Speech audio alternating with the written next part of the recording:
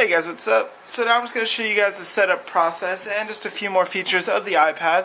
So as you know, with the iOS 5 update, you no longer have to plug it into a computer. You can actually completely start up the iPad, sync it, everything, do everything you need to without actually plugging it into a computer. Nothing really too new, but it is an awesome feature. So when you buy something from Apple now, you don't have to worry about having a computer and plugging it in. You can just start it up just like this. So before when you start it up, it used to say, plug into iTunes. Now all you got to do is turn it on, slide it, and then begin. So first thing you're going to be doing is selecting the actual language you're going to be using. English, where you're at, and I'm all the way down here in the bottom. United States. Would you like location services? Yes. Now this is the Wi-Fi model. Since this is a Wi-Fi model, it does still use locations, and it does actually do a pretty good job at getting it, but what it actually does is it bases it off of Wi-Fi around you. So you're really not getting like exact GPS location, but at the same time it does do a pretty good job. So after I enable that, we're just going to go ahead and then choose a network. So as you can see, it gets a pretty good range. I mean, this one is my network right here and it's pretty close, but I'm going to go ahead and do my information real quick. Alright, so after typing my password, it'll connect. It only takes a few seconds and we're good to go. Now it's activating the iPad, saying it's going to take just a few minutes. There we go, all done. Now, you can do a few different things. You can set up from an iCloud backup, restore from iTunes, or just set up as a new iPad. I don't believe I have any other iPads on my iCloud, and I'm not plugging it into my computer right now, so we'll just start with a new iPad. So that also allows you to sign in, so you can get features to everything. We'll go ahead and do that real quick. So I'm going to go ahead and sign in. And this will help it so it can connect to everything. Got to agree to terms, as always, but I don't know why you disagree.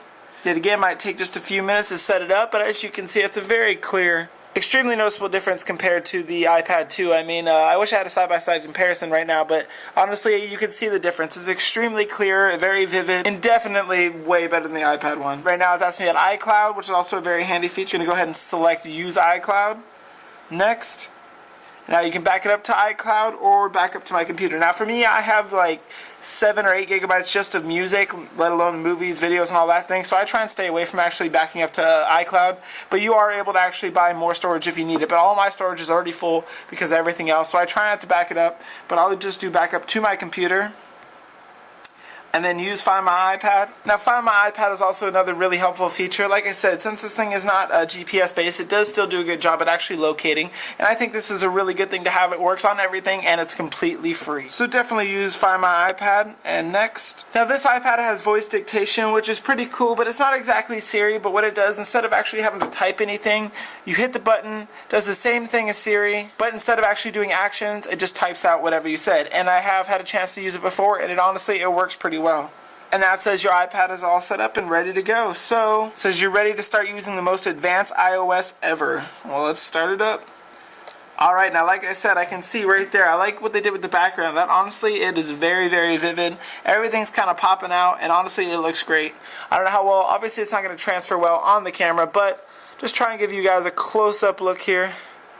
As you can see, no pixels whatsoever. Obviously my camera's not going to do the job of showing you the actual clarity, but you get the point. You see no pixels, honestly really great. Now not only does it have a better screen, but also the camera is another great feature that is new to the iPad 3, because compared to the iPad 2, really that camera, honestly, it kind of blows. There's nothing special about it. It just took kind of mediocre photos all around. Same thing with my iPod Touch. Takes very mediocre pictures and it's kind of disappointing, but this one, I'm having another video specifically dedicated just to the camera, so you guys want to go ahead and check that out. Annotations will be below or at the end of the video when I post that. Now the front facing camera did stay the same, so it's still your same old VGA quality, but the back one now shoots 1080p video at 30 frames per second, and it's got a 5 megapixel still camera, and it's got the same optics I believe, but they changed the sensors or something different. And also on the inside it's got the A5X processor, which is the same as the A5 processor, but it actually has quad-core graphics. It's supposed to make gaming and everything else even better on the iPad, because honestly the iPad 2 was one of the greatest tablets ever, and this is better than the iPad 2, so this makes this absolutely amazing. Now if you have an iPad 2, I would not recommend getting this, but if you have an iPad 1, there's no reason you shouldn't just sell that iPad and get this one. It's 100% better in every single way. So I definitely recommend you upgrade if you're coming from the first iPad, but as for the iPad 2, I mean, it's honestly not that dramatic of a difference that it's something you should go out and spend another $500, if not more, just to have the newest device. Unless you're one of those people that just like to go out there and buy the newest, hottest thing. Do what you gotta do. But other than that, nothing's really too different software-wise. And with the whole iPad in general, it's pretty much the same as the iPad 2, like I said, besides that camera, the Retina display. Now it does have a slightly larger battery, but mainly you still get your same 10-hour battery life. The larger battery is mainly to help that Retina display, which is honestly, it looks pretty gorgeous. I'm not going to lie. That is very, very clear.